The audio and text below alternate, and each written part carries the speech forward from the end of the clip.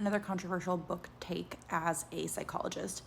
I would never recommend this book to anyone I care about for a couple different reasons. Number one, the author has been involved in some scandals. Nothing has been confirmed, but he has been fired. Also, it is a complete oversimplification of trauma.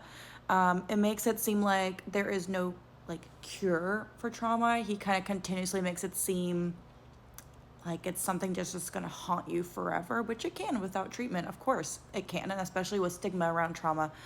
I think it's really important to note. However, he paints it as this thing that we humans are not resilient, when we know that's the opposite is true. We know that many of us go through adverse experiences or potentially traumatic experiences, but we don't develop a trauma response.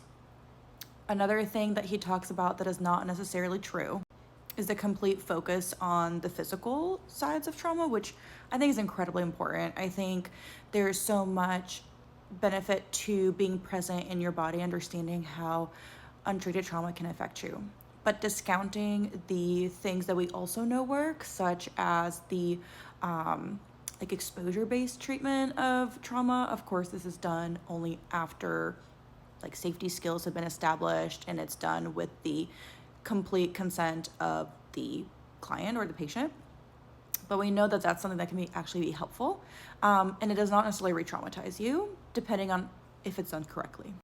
It also kind of ignores a lot of the context that trauma can occur in. A lot of it is political and societal, and I think it kind of glosses over that, and it's not really helpful. I think the benefits are that it's very easy to read, and it kind of opened up the door to more conversations about trauma, which I think is amazing. It made it more accessible, and I think that's something that is incredibly important. So I think it served a great purpose in that regard.